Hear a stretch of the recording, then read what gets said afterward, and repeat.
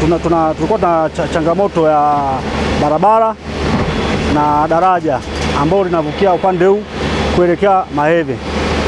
Kwa sasa huu mtaa wa Kilasi umejaa katika makazi, kwa hiyo watu wamehamia kununua viwanja huku ng'ambo, na hivyo walikuwa wanahitaji zaidi barabara. Kwa majina anaitwa Winfred Kayombo, mwenyekiti wa serikali ya mtaa Kibena hospitali. Lakini kwa maana ya daraja hili daraja linaunganisha kati ya mtaa Kibena hospitali na pamoja na mtaa wa Maheve. Lakini kwa maana ya awali eneo hili halikuwa na daraja, lakini kama ninavyosema toka kuumbwa kwake eneo hili hakuwahi kuwa na daraja. Sasa ujenzi wa daraja hili italeta fursa sana kwa wananchi wa eneo hili. Kwanza upitaji wake utakuwa ni mzuri sana kiusalama, lakini la pili mwandishi wa habari unafahamu eneo haya uchumi mkubwa tunategemea kilimo cha parachichi, lakini pia kuna madini, ujenzi kwa maana ya mawe. Kwa wananchi wetu wataongezeka kipato chao, lakini uchumi wao utakuwa wa juu kidogo kuanzia sasa. Ilikuwa ni la miti. Sasa daraja la miti maana yake kuna mambo mawili.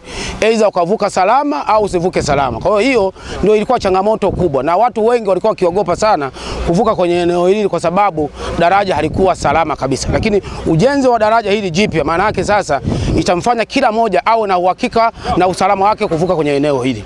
Mheshimiwa Mbunge aliwaahidi wananchi wa maeneo haya kwamba ni lazima mara baada ya mvua kumalizika barabara ziweze kufunguliwa, ikiwa na maana ya kwanza madaraja. Kumbuke kwenye kata hii ya Ramadhani kuna madaraja mawili ambayo tayari sasa mkandarasi ameshasaini mkataba wiki iliyopita, na leo hii ninyi wenyewe mnashuhudia hapa mkandarasi ameleta mitambo na daraja limeanza kufunguliwa.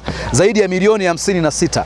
Milioni 56 Mheshimiwa Mbunge amezitafuta, amepambana na kuwakabidhi wataalamu wetu kwa maana ya TARURA kuanza kufanya usimamizi kwenye maeneo haya. Na si daraja hili tu, ukienda kule Nzenge pia daraja mtaenda kushuhudia, mtaona daraja ambalo kimsingi fedha zake zishapatikana na tayari utekelezaji wake umeanza, upo hatua nzuri. Mkandarasi amepatikana na mkandarasi wamehakikisha wanamsimamia mkandarasi si tu kusaini makaratasi, ni kuhakikisha analeta mitambo na anaanza kuzifanyia kazi ule mkataba ambao amesaini. Na leo hii mmeshuhudia ninyi wenyewe, mkandarasi yuko site, mitambo ipo site. Mheshimiwa mwenyekiti hapa umemsikia amezungumza kwamba tangu mkandarasi ametangazwa wamekuja hapa wameomba utaratibu, watu walikuwa wamelima ndani ya mita 60, lakini kwa kuwa wananchi ni waelewa, wameelewa, wameachia eneo, kazi imeanza kufanyika. Kwa hiyo tupo vizuri, na Mheshimiwa Mbunge leo Mwanyika anaendelea kututaka sisi kuendelea kufuatilia miradi hii, lakini pia anaendelea kuwaomba wananchi kuendelea kuwa wavumilivu kwenye yale maeneo ambayo binafsi aliahidi